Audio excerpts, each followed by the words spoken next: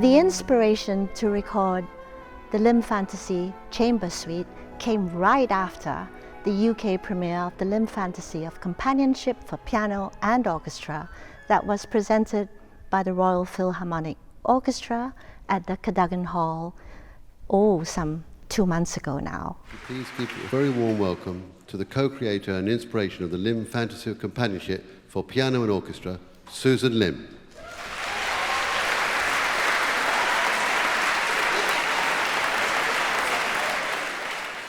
It was such a proud moment for the Allen team and for me as we sat captivated, spellbound almost, in a completely sold-out performance. The grandeur of our 32-minute cross-genre music for film, as arranged by Manu Martin for a large orchestra and choir, and even a rock band, made it perfect for large concert venues. In fact, the CEO of the Arts Council of England, Darren Henley, described the performance as nothing short of epic. I came away inspired that the Lim Fantasy should be enjoyed more widely, reach into smaller concert halls and across different formats to continue the conversation on the future of companionship in an increasingly lonely world that we find ourselves in today. Mark Bebbington proposed a chamber music format centered on piano and accompanied by flute and strings. This would focus on the romantic and emotional midsection of the Lim Fantasy and bring a more classical character to the forefront. I was immediately excited and shared this idea with composer Manu Martin. It's possible, maybe it should be interesting to have less musicians and then to arrange everything, to put it maybe a little more emotional. In conversation with both Susan and Manu, come up with what we called a montage or a poetical montage of the solos, the piano solos in this work, which I, perhaps speaking a little biased as a pianist, I think contain some of the most magical moments in the whole work. So I think we felt it worked very well, just these solo spots. And after the performance, as Susan has already explained, I felt very strongly that although there's nothing to beat the full orchestral forces here, nevertheless, having a scaled-down version of it for chamber ensemble allows the possibilities of a lot more exposure to the work. I think it can get the music out there, and in a way, I think, as both Manu and Susan have said, it really exposes the music in a new, much more intimate and poetic way. So you get, for example, what I think is one of the most magical moments in the whole piece, called Timeless.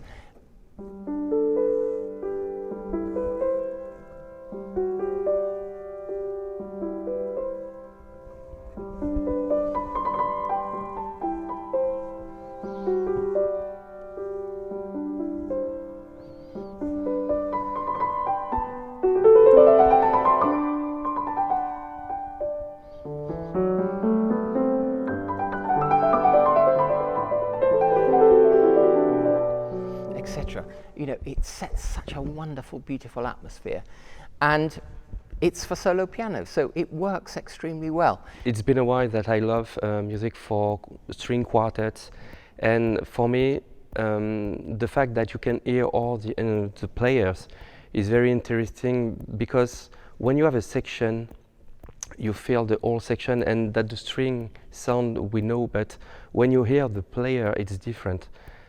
Each player has his own vibration, and it brings something very, very emotional and very organic. Susan and I and Manu, we talked about this, a wonderful melody for solo piano and cello. And I said, well, if we're doing this slimmed down version, we have to have the solo cellist.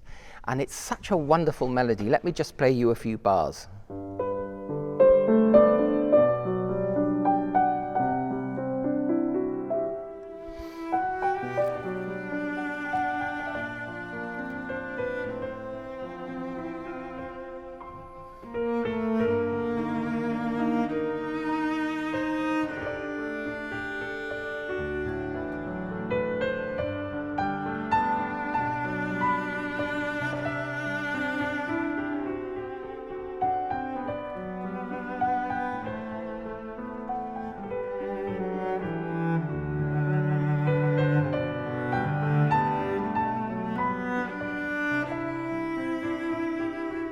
When I listened to the Lim Fantasy Chamber Suite for the first time, I was surprised by its new form.